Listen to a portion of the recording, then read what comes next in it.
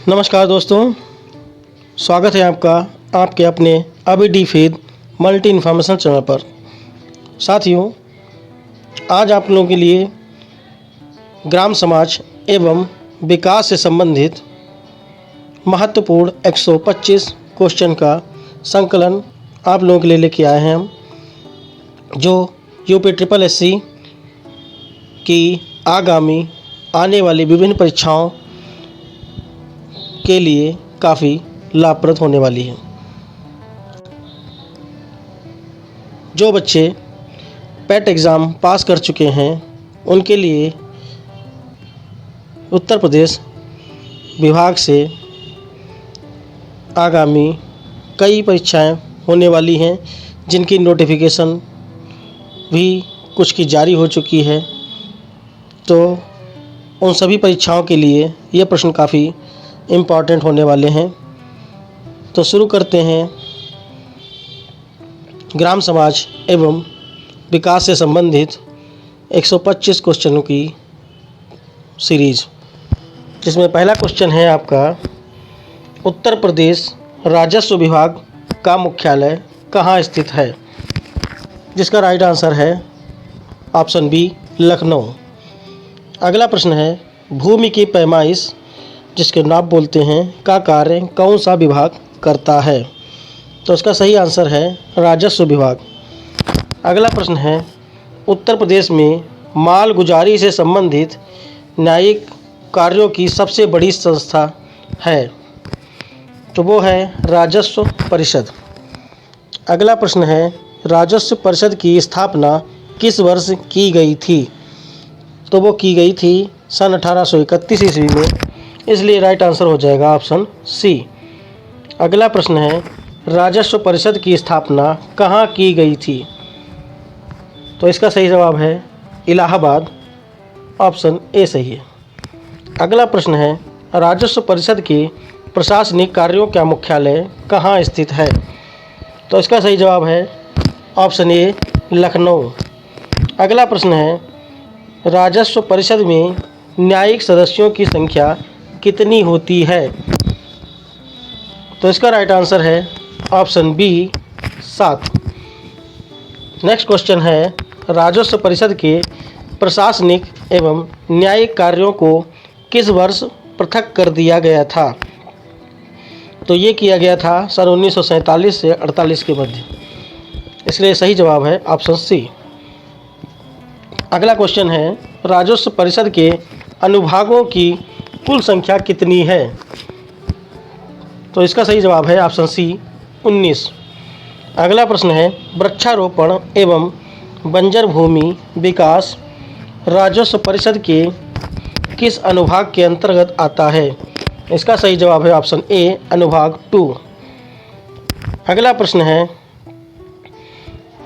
अंतरप्रांतीय सीमा विवादों का निपटारा राजस्व परिषद के किस अनुभाग के अंतर्गत आता है? तो इसका सही जवाब है अनुभाग 5, ऑप्शन बी। अगला प्रश्न है, राजस्व अनुभाग 8 का संबंध निम्नलिखित में से किससे है? राजस्व अनुभाग 8 का संबंध चकबंदी से है, तो इसलिए सही जवाब है इसका ऑप्शन सी। अगला सवाल है, कृषि विपदाओं से संबंधित सूचनाएं इकट्ठा करना राजस्व के किस अनुभाग का हिस्सा है?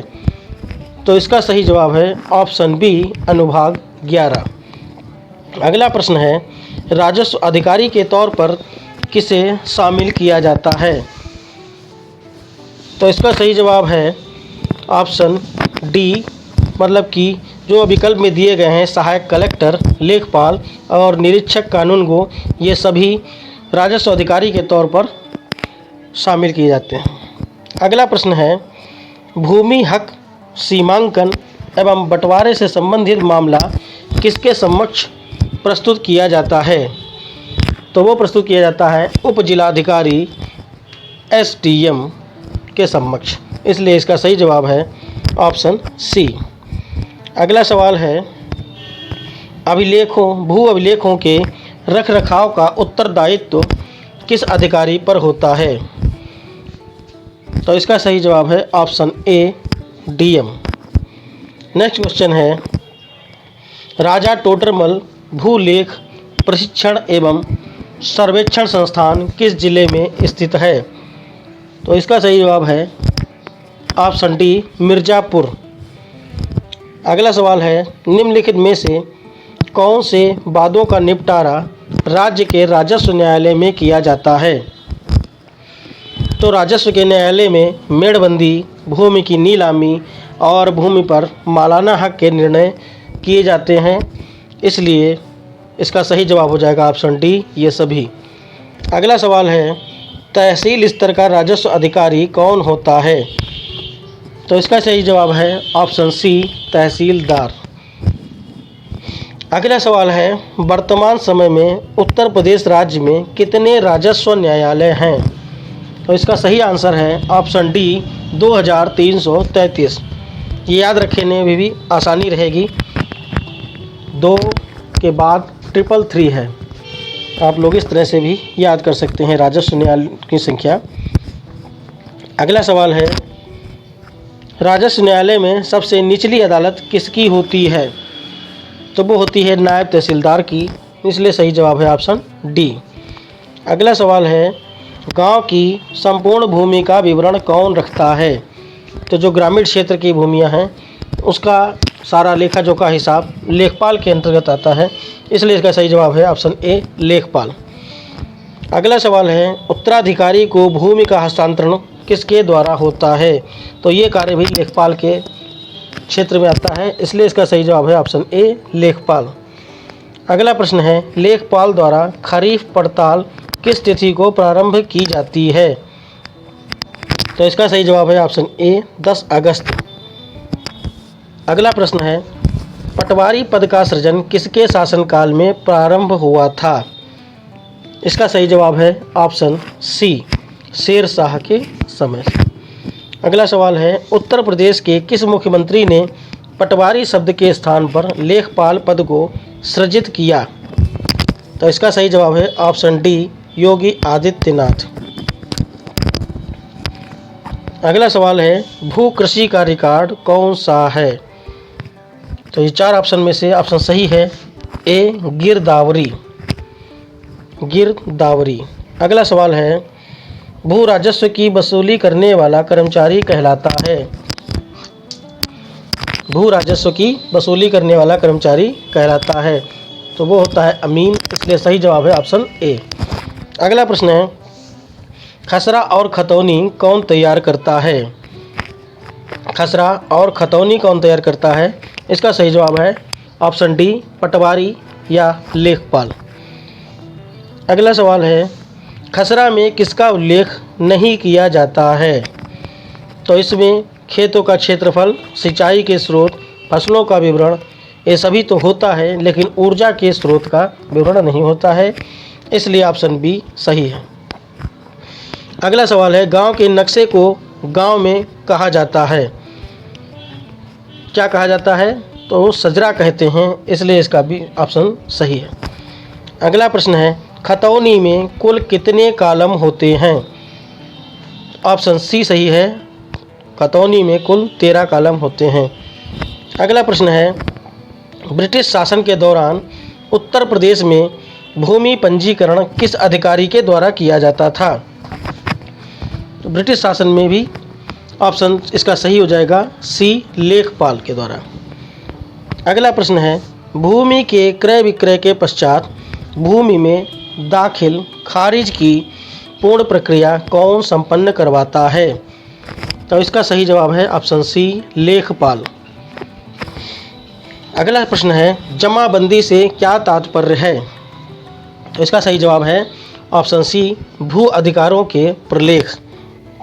अगला सवाल है, जमाबंदी तैयारी की जाती है कितनी प्रतियों में की जाती है? तो इसका सही जवाब है ऑप्शन सी, 2 प्रतियों में। अगला सवाल है, उत्तर प्रदेश में चकबंदी योजना का प्रारंभ किस वर्ष हुआ था? ये परीक्षा की दृष्टि बहुत ही इम्पॉर्टेंट प्रश्न है। उत्तर प्रदेश में चकबंदी योजना का प्रारंभ किस वर्ष किया गया था? तो ये हुआ था आपका ऑप्शन बी, 1954 से। 54 से चकबंदी प्रारंभ हुई थी। अगला सवाल है, प्रत्येक कटक के चकबंदी समिति में अधिकतम कितने सदस्य हो सकते हैं? तो इसका सही जवाब है ऑप्शन बी, 11। अगला सवाल है ऐच्छिक चकबंदी का प्रथम प्रयास सर्वप्रथम किस राज्य में किया गया था? तो ऐच्छिक चकबंदी जो है सर्वप्रथम पंजाब में की गई थी, इसलिए इसका सही जवाब हो जाएगा ऑप्शन सी। अगला सवाल है शाहजहानी जरीब की कुल लंबाई कितने फुट होती है? शाहजहानी जरीब की कुल लंबाई कितने फुट होती है? तो इसका सही जवाब है ऑप्शन सी 165 फुट। अगला सवाल है गंटर जरीब की लंबाई होती है? तो गंटर जरीब की लंबाई होती है 64 फुट, इसलिए ऑप्शन ए सही है। अगला सवाल है एक कृषि खेत के मापन की सर्वोत्तम विधि क्या होगी? एक कृषि खेत के मापन की सर्वोत्तम विधि क्या होगी? तो इसका सही जवाब है ऑप्शन ए जरीब। अगला सवाल है एक एकड़ कितने वर्ग गज के बराबर होता है? तो एक एकड़ में 4840 वर्ग गज होते हैं। अगला सवाल है मध्य भारत में एक बीघा कितने हेक्टेयर के बराबर होता है? तो मध्य भारत में एक बीघा 0.2529 हेक्टेयर के बराबर होता है। अगला सवाल है एक बिस्वा का एक बीघा से क्या अनुपात है? तो एक बिस्वा एक बीघा से 1/20वां होता है, इसलिए इसका सही जवाब है ऑप्शन डी 1/20वां। अगला सवाल है इस प्रदेश में प्रचलित धरातल की माप में से कौन सा सही नहीं है? इस प्रदेश में मतलब कि उत्तर प्रदेश में प्रचलित धरातल की माप में से कौन सा सही नहीं है? तो ऑप्शन बी सही नहीं है 20 विषुवांशी बराबर 10 विषुवा, ये सही नहीं है, बाकी 3 सही हैं। अगला सवाल है जरीबी लाइन की ओर जाने वाली मेड़ को क्या कहा जाता है? तो इसको कहते हैं दाखिली मोड़, इसलिए इसका सही जवाब है ऑप्शन ए। अगला सवाल है वह कोना जहां खेत की 3 मेड़ें आपस में मिलती हैं क्या कहलाती हैं? तो इसका सही जवाब है सहमेड़ा, ऑप्शन सी। अगला सवाल है धरातल पर मापी गई 36 दूरियां कोणों एवं ऊंचाइयों को मानचित्र पर प्रदर्शित करने की कला को क्या कहते हैं? तो उसको कहते हैं सर्वेक्षण कला। अगला सवाल है किसी दी गई निर्देशीय दिशा या यामोत्तर से किसी रेखा तक क्षैतिज कोण कहलाता है? तो इसको कहते हैं दिक्मान कोण, सही जवाब है ऑप्शन ए। अगला सवाल है निम्नलिखित में से किस यंत्र की सहायता से क्षैतिज अथवा ऊर्ध्वाधर कोणों का सही मापन किया जाता है? तो उस यंत्र का नाम है थियोडोलाइट। अगला सवाल है मानचित्र का विवर्धन एवं लघुकरण किस यंत्र द्वारा होता है?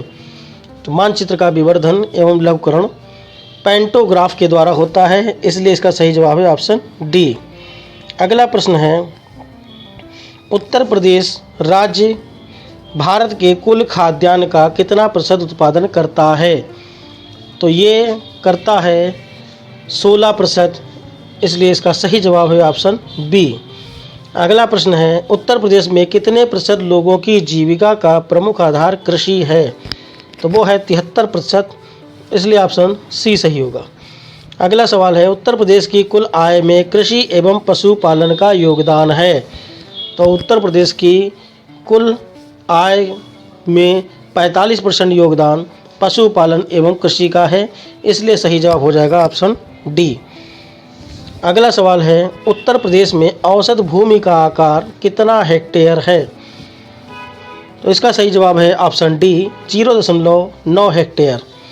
अगला सवाल है उत्तर प्रदेश में सर्वप्रथम कृषि विभाग की स्थापना किस वर्ष की गई थी?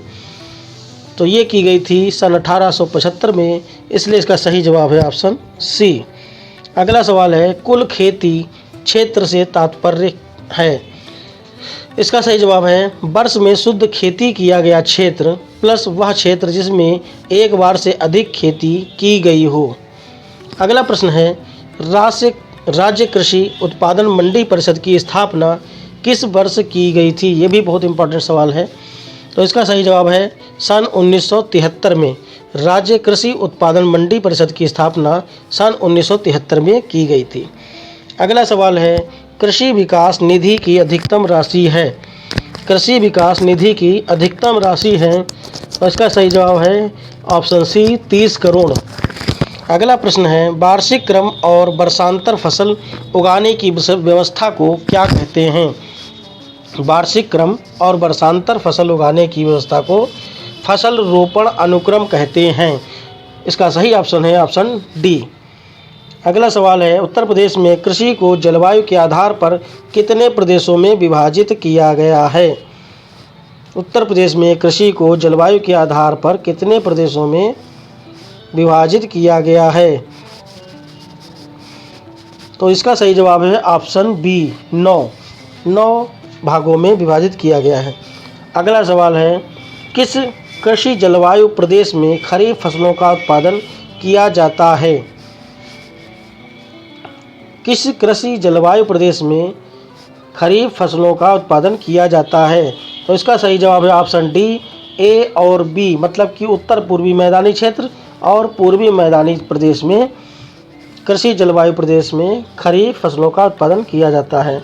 अगला सवाल है उत्तर प्रदेश में किस प्रकार की मिट्टी अधिकांशतः पाई जाती है? ये भी परीक्षा की दृष्टि से बहुत महत्वपूर्ण है। तो इसका आंसर है ऑप्शन बी जलोढ़ मिट्टी। उत्तर प्रदेश में अधिकांशतः जलोढ़ मिट्टी पाई जाती है। अगला प्रश्न है परिक्षेत्रीय मृदा को और क्या कहते हैं? तो परिक्षेत्रीय मृदा को ट्रांसपोर्टेड मृदा, एल्यूवियल मृदा और ड्रिफ्ट मृदा कहते हैं। इसलिए इसका सही जवाब है ऑप्शन डी ये सभी। अगला प्रश्न है मिट्टी का सर्वाधिक कटाव किस प्रकार की मिट्टी में होता है? तो मिट्टी का सर्वाधिक कटाव जो है बलुई मिट्टी में होता है, इसलिए इसका ऑप्शन ए सही है।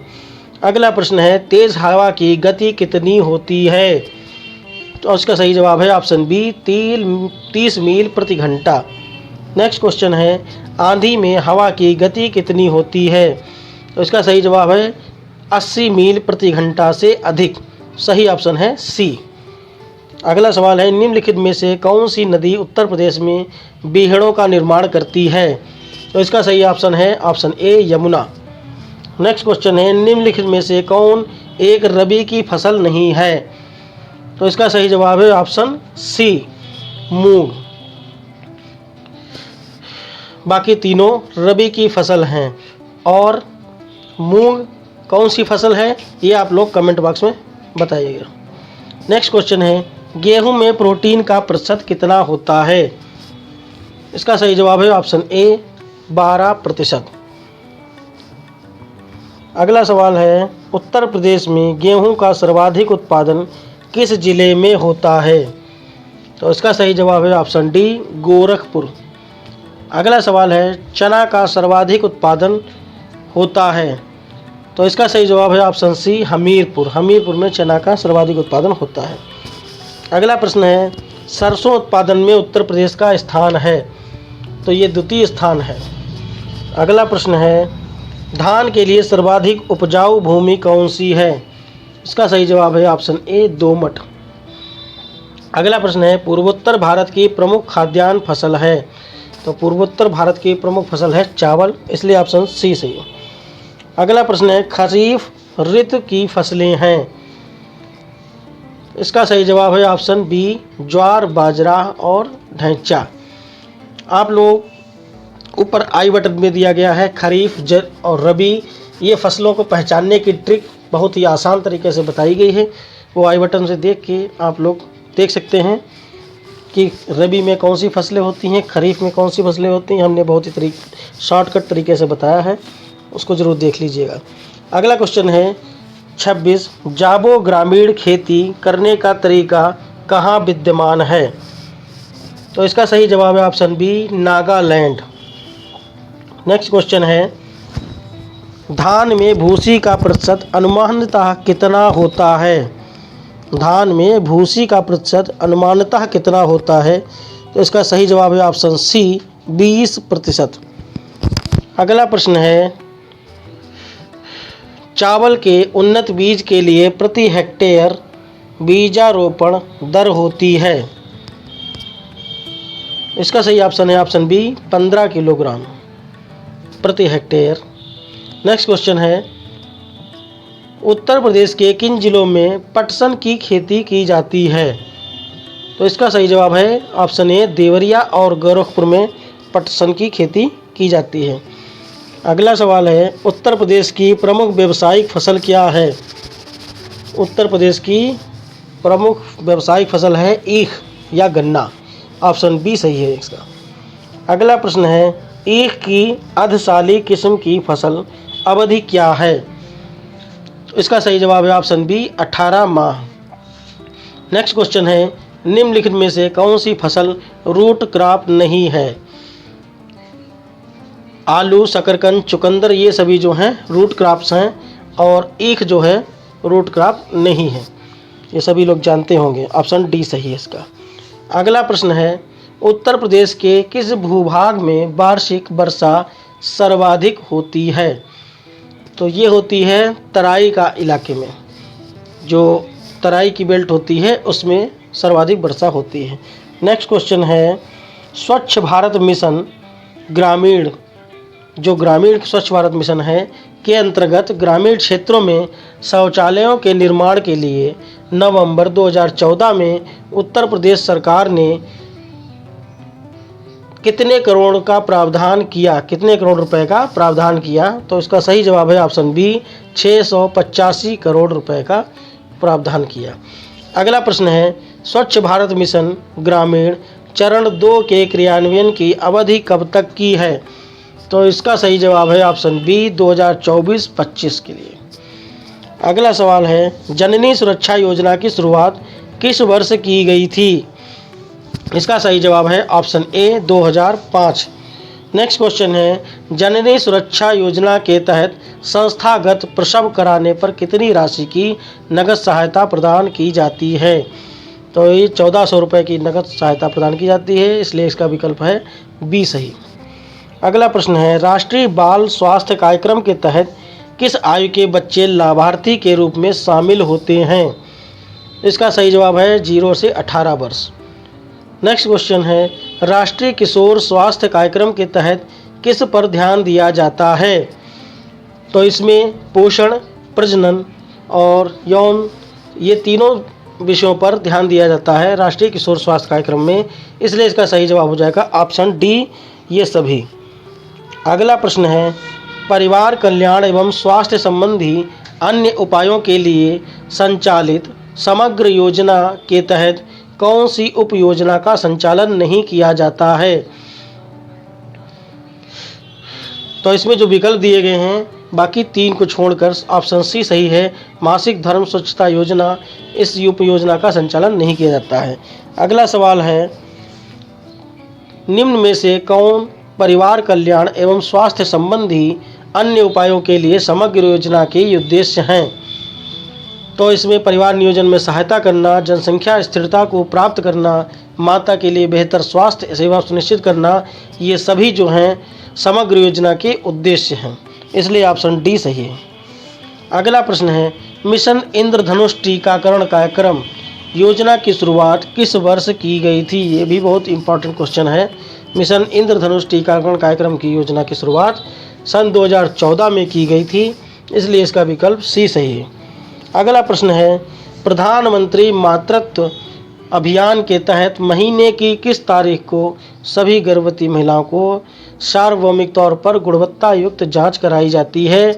तो ये सभी सामुदायिक स्वास्थ्य केंद्रों में 9 तारीख को सार्वभौमिक तौर पर जांच होती है, इसलिए इसका विकल्प बी सही है, 9 तारीख। अगला प्रश्न है, राष्ट्रीय पोषण अभियान के तहत किस वर्ष तक भारत को कुपोषण मुक्त भारत का निर्माण करना है? तो इनका ये लक्ष्य रखा गया था 2022 तक। राष्ट्रीय पोषण अभियान के तहत 2022 तक का लक्ष्य रखा गया है कुपोषण मुक्त भारत का निर्माण करने के लिए, इसलिए सही जवाब है ऑप्शन ए। अगला प्रश्न है, राष्ट्रीय पोषण अभियान किसकी संयुक्त पहल के अनुरूप है? तो ये है विश्व स्वास्थ्य संगठन, यूनिसेफ एवं सतत विकास लक्ष्य, इन तीनों के संयुक्त पहल है, इसलिए इसका विकल्प सही हो जाएगा ऑप्शन डी, ये सभी।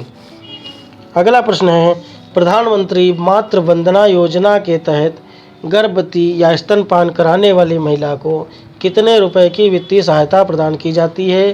तो इसका सही जवाब है ऑप्शन बी, 6,000 रुपये की आर्थिक सहायता प्रदान की जाती है। अगला प्रश्न है, निम्नलिखित में से प्रधानमंत्री मातृ वंदना योजना का उद्देश्य कौन सा है? तो ऑप्शन बी है वित्तीय सहायता देना। अगला प्रश्न है, सुरक्षित मातृत्व आश्वासन सुमन योजना को किस वर्ष प्रारंभ किया गया? ये योजनाएं बहुत ही इम्पॉर्टेंट हैं, जरूर पूछी जाएंगी, इसलिए आप लोग इनको अवश्य ध्यान कर लें, याद कर लें। इसका सही जवाब है ऑप्शन सी, 10 अक्टूबर 2019 सुरक्षित मातृत्व आश्वासन यानी सुमन योजना। अगला प्रश्न है, निम्न में से कौन सुरक्षित मातृत्व आश्वासन सुमन योजना के उद्देश्य हैं? तो इनके उद्देश्य हैं, पहला है शिशु मृत्यु दर में कमी लाना, दूसरा है भुगतान रहित चिकित्सीय सुविधा उपलब्ध कराना, तीसरा है माता एवं शिशु को प्रसव हेतु चिकित्सा सुविधा प्रदान करना। तो ये तीनों सही हैं, इसलिए इसका ऑप्शन डी बिल्कुल सही है, उपरोक्त सभी। अगला प्रश्न है, विश्व के सबसे बड़ी हेल्थ केयर योजना आयुष्मान भारत योजना की शुरुआत प्रधानमंत्री नरेंद्र मोदी ने कहाँ की थी? इसका सही जवाब है ऑप्शन ए, झारखंड। अगला प्रश्न है, आयुष्मान भारत प्रधानमंत्री जन आरोग्य योजना के तहत द्वितीयक तथा तृतीयक स्वास्थ्य देखभाल हेतु प्रत्येक परिवार को कितने रुपए तक की चिकित्सा सुविधा प्रदान करने का प्रावधान है? तो इसका सही जवाब है ऑप्शन ए, 5 लाख रुपए। अगला प्रश्न है, निम्न में से कौन जन औषधि योजना के संबंध में सही है? इसका सही जवाब है ऑप्शन बी, जेनेटिक दवाएं उपलब्ध कराना। जो प्रधानमंत्री जन औषधि योजना चल रही है, इसके अंतर्गत आपको जो प्राइवेट जो दवाइयां हैं उनसे कम रेट पे वही सेम दवाइयां जन औषधि योजना के अंतर्गत प्राप्त दिलाई जाती हैं, जिनको जेनेटिक दवाई बोलते हैं। इसलिए इसका सही जवाब है ऑप्शन बी। अगला प्रश्न है, राष्ट्रीय आरोग्य निधि का संबंध किससे है? राष्ट्रीय आरोग्य निधि का संबंध किससे है? तो इसका आंसर है सही ऑप्शन ए, वित्तीय सहायता। अगला प्रश्न है, सुपोषित माँ अभियान योजना के तहत किसे पर्याप्त पोषण उपलब्ध कराना है? सुपोषित माँ अभियान योजना जो है, इसमें इसका सही ऑप्शन है ऑप्शन डी, उपरोक्त सभी, मतलब कि बच्चों को, महिलाओं को और माताओं को जो स्तनपान कराती हैं उनको पर्याप्त पोषण उपलब्ध कराना सुपोषित माँ अभियान योजना का कार्य है। अगला प्रश्न है, ये भी बहुत इम्पोर्टेंट प्रश्न है, निम्नलिखित में से कौन सा कथन श्यामा प्रसाद मुखर्जी रुर्बन मिशन के संबंध में असत्य है? इस मिशन की शुरुआत वर्ष 2015 में की गई थी, या फिर ऑप्शन बी,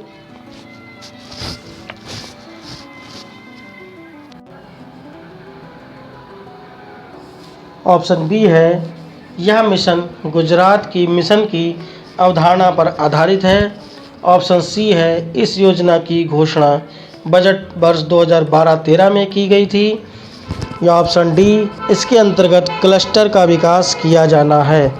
तो इसमें सही जवाब है इसका ऑप्शन सी, इस योजना की घोषणा बजट वर्ष 2012-13 में की गई थी। अगला प्रश्न जो है, सांसद आदर्श ग्राम योजना की शुरुआत वर्ष 2014 में किसके जन्मदिवस पर की गई थी? ये भी बहुत ही इम्पोर्टेंट प्रश्न है। तो इसका सही जवाब है ऑप्शन बी, जयप्रकाश नारायण।